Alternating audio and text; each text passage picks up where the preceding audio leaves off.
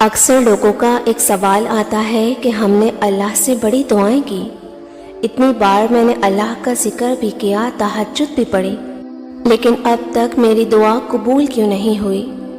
تو سنو، اس مہربان اور حقیقی بادشاہ سے یہ کیسے امید کی جا سکتی ہے کہ وہ تمہیں صلے کی امید دلا کر مایوس کر دے۔ اللہ تعالیٰ قرآن پاک میں خود فرماتا ہے، لوگوں اپنے پروردگار سے عاجزی سے اور چپکے چپکے دعائیں مانگا کرو، اور اللہ سے خوف رکھتے ہوئے اور امید رکھ کر دعائیں مانگتے رہنا، اور کچھ شک نہیں کہ اللہ کی رحمت نیکی کرنے والوں کے قریب ہے۔ اور جانتے ہو، جب اللہ تمہاری ناممکن دعا کو قبول کرنے والا ہوگا تو تمہیں یہ حیران کن نشانی ضرور ظاہر ہوگی جو تمہاری دعاؤں کے راستے کی ہر رکاوٹ کو دور کر دے گی، کہ جب تمہاری خواہشات اور تمہاری طلب تمہیں نیکیوں کی طرف راغب کرنے لگے اور تم اللہ کے خوف سے آنسو بہانے لگو، تو سمجھ لو کہ تم ہی وہ خوش نصیب ہو جس سے اللہ راضی ہو چکا ہے۔ اللہ تعالیٰ خود قرآن پاک میں تمہیں خوشخبری سناتا ہے، اللہ کسی پر ذرہ برابر ظلم نہیں کرتا۔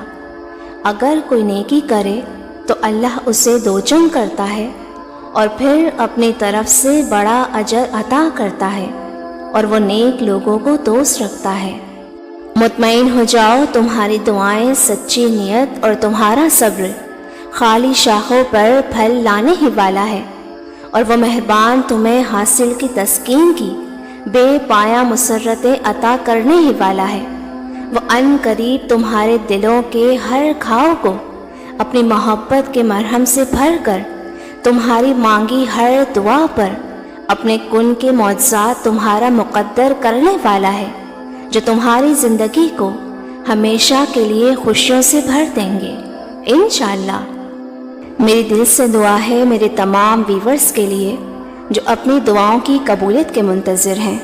اللہ تعالیٰ آپ کی ایک ایک دعا کو قبول فرمائے اور آپ کی زندگی کی ہر مشکل کو آسانی میں بدل کر آپ کو راحت اور سکون عطا فرمائے، آمین۔